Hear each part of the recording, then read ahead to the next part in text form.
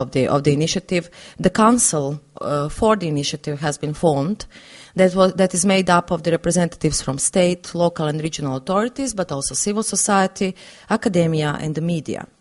In April 2012, government adopted an action plan for implementation of open government partnership in Croatia for a period 2012-2013.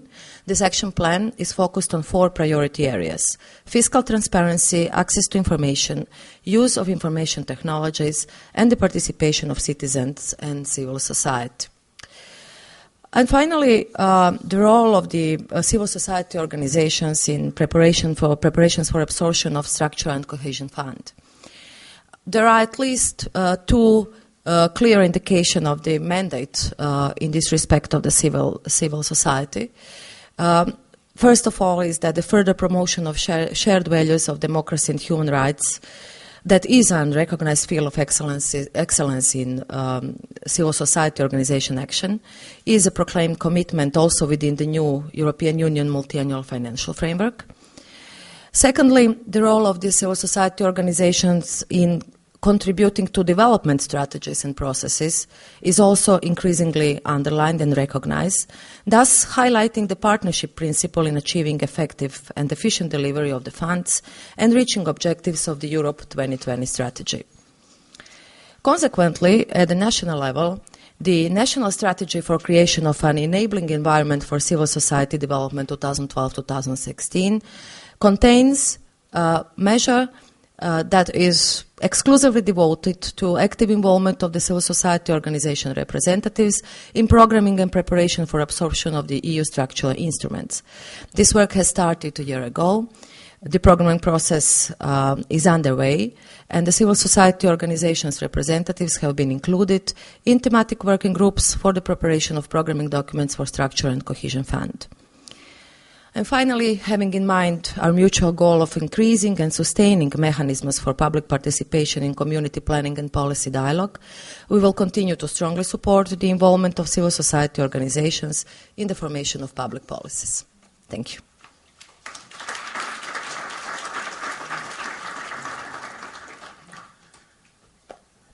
Thank you.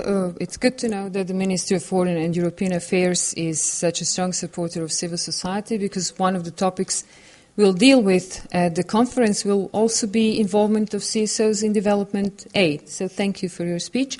Now I would like to invite Mr. Paolo Berizzi from the delegation of European Union to Croatia.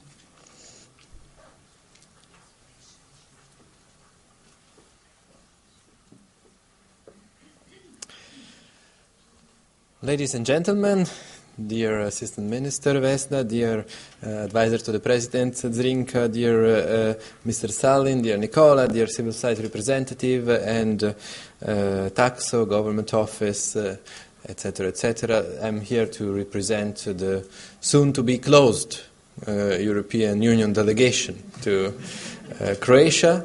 And our closure is the main success and achievement for Croatia, because it means that Croatia is a fully fledged member state. And I'm very happy to have been invited here today by the EU Tacso initiative and the Civil Society Conference to welcome so many NGO representatives from the region. And I will mainly share comments about recent transformation occurred here in Croatia. I apologize because I cannot stay too long with you, but I'm sure that your discussions will be extremely good. So let me start by stating that what you already know, that the EU is grounded and founded on the values of respect of human rights, democracy, freedom, equality, rule of law, all these things that you already know, of course. But these values are not insignificant. They are those for which the EU was granted the Nobel Prize last year, and they are the values which are common to the member states in a society where pluralism, non-discrimination, tolerance, justice, solidarity, equality between men and women prevail. In the EU there is no room for countries who do not share these values, and I would say do not genuinely share these values.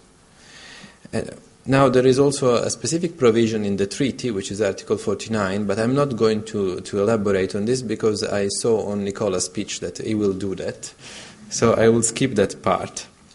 So coming to Croatia, let me give you the broader framework. Croatia applied for membership, if I'm not wrong, in February 2003. Negotiations were opened in October 2005, closed in June 2011, accession in July 2013. So that means 10 years and some few months after applying. So more or less this is the average that it took also for other countries who joined the EU recently. So everyone can make up his mind and asking yourself when my country will join the European Union. Now the pattern is similar to this one, but of course there are cases where it is much more difficult, and there were cases in the past where it was much easier. Anyway, now in less than 3 months Croatia will join the European Union. That's obvious, and you have already heard that in this respect the European Union and the European Commission in particular have been playing a big role in fostering civil society in this country. We had a really crucial role in generating civil society had a crucial role in generating and accompanying the political developments, which were also legal developments and socio-economic developments in this country.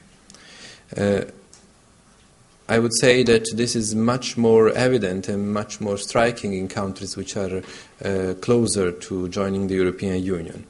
But for instance, in Croatia, a particular emphasis was given on strengthening the capacity of NGOs and monitoring the establishment of an environment NGO-friendly, which is an environment which allows the participation of civil society in the political decision-making process, considering the civil society as partners and not enemies, as those who can really help me, government, parliament, whatever, to make better laws, and not just a nuisance to take into consideration or not to take into consideration because we have to do it. So this happened here in Croatia, and is happening more and more, and we have to be grateful to both the Croatian institutions, in particular government and parliament, but also to the NGOs who demonstrated to be reliable partners for us and for the government. In terms of EU funds, you know that we had several ways of funding, EPA and the European Initiative for Democracy and Human Rights, national and regional programs. They have continuously supported these objectives while striving to reach out to NGOs in the whole country, not only in Zagreb, and in various sectors. One thing which is very dear to me, NGOs, it's not only about human rights and democracy. NGOs cover a broader scope of activities, and you can see that in our funding we didn't target only human rights and democracy, which are of course very important in these countries, but NGOs who could help transparency and openness of public administration, nature protection, raising awareness about the European Union, informing citizens, building local partnership for open governance, effective implementation of the EU standards, promoting social dialogue, strengthening socio-economic growth. So you can see that all this is not only the traditional NGOs activities, but it looks much broader, and it looks much more like what the NGOs are doing in member states of the European Union, where probably the strongest NGOs are those who deal with consumer policy, who deal with environment, who deal with internal issues, and there are not so much of NGOs left dealing with democracy and human rights, because the democracies are considered to be sufficiently mature. So all this funding from the European Union, just to give you an idea, was 3.5 million euro in total for 2011, 9 million euro in proposed for 2012. And this increase is thanks to the forthcoming, or to the preparations for the forthcoming absorption of cohesion and structural funds here in Croatia. Also, there have been 1.2 million per year granted to NGOs under the European Instrument for Democracy and Human Rights, EIDHR, focusing on underrepresented and vulnerable groups and new and fragile civil society organizations and the monitoring of war crimes. We have witnessed here in Croatia the increasing role played by civil society organizations in public life, their capacity for development, and the real professionalism of sense of responsibility of CSOs. A process of hard work is now coming to an end here in Croatia. It was a process of building and transforming institutions. The constitution of the Republic was amended. Approximately 150,000 pages of acquis communautaire have been introduced into the national legislation and will apply directly as national laws. And this has been the silent revolution which has fundamentally transformed the Croatian society. This doesn't only have legal or symbolic meaning, they have concrete effects, because breaching of these values, breaching of this democracy rules by any member state of the European Union may lead to a suspension of some of its rights resulting from EU membership. So we are particularly thankful to the NGOs who are actively participating in raising awareness on EU standards and who help the European Commission to monitor progress during the accession negotiation. They had a clear key role. NGOs were of great help to us to understand what was behind certain official positions, what we couldn't understand on our own. It is also important from our experience here in Croatia to say that NGOs were stronger when they joined forces, not when they acted in an isolated way. I'm aware that the mechanism of EU grants inevitably fosters competition among civil society organizations who often strive for their own survival and try to get the grants in competition with other NGOs. But synergies are crucial. And we can bring example of something called Platform 112 here in Croatia, an association of a group of NGOs, of many NGOs actually, who were particularly vocal and particularly active and successful in bringing to our attention and to the attention of government and public opinion the voice of the NGOs altogether. But also another good case were a group of NGOs who are monitoring war crime trials in Croatia.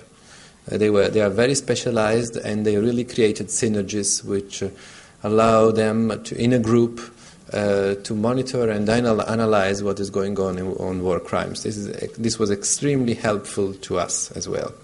So it's very much a matter of credibility.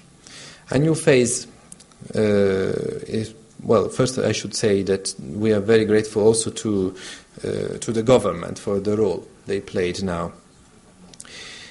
In the future, this will change. The EU is not going to be there anymore in terms of EU delegation, so we are confident that this will be very much in the hands of the government and the institutions to boost NGOs, to make sure that they continue to exist and continue to be strong and continue to contribute to better legislating, to better implementing the laws, and to be always some constructively critical voice in the